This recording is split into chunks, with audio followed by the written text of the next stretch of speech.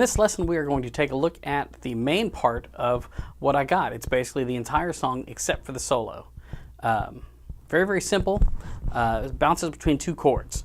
The simplified D chord that we've talked about in previous lessons, where you're not even playing the E string, you're just kind of muting that note out, and then a simplified G chord, where you've got your third finger on the third fret of the E string, you're blocking the A string, the D and G are open, then your third finger is at the third fret of the B string. So you got that D chord and that G chord.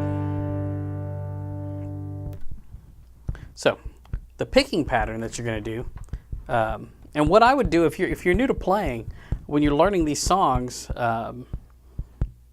go through and just play that part through the entire song. So if when we're doing this these lessons, I play like the verse riff. What I would do is listen to the song. When the verse comes up, play that verse. But don't worry about the strumming pattern right away. Go through, and it's really common in my private lessons for us to learn the song, and we just work on the chord changes. We turn on the recording, we play along with it. So on this one, it'd start out and you'd go 2, 3,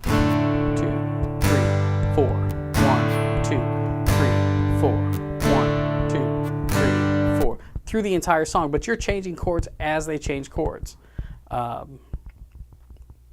So once you get that, then this hand can go on autopilot, and you can not have to worry about this. And that frees up a little space up here so that you can work on the picking part separately.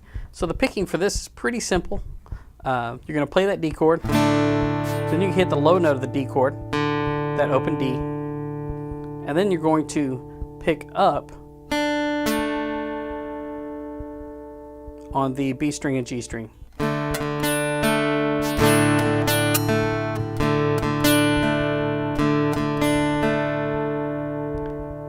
The only difference with the G is you're strumming,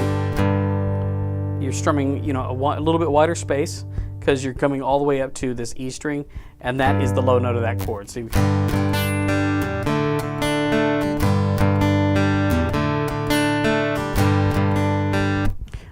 I usually explain this to students. You can almost think about playing Sweet Home Alabama.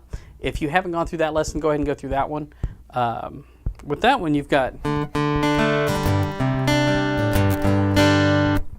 with this,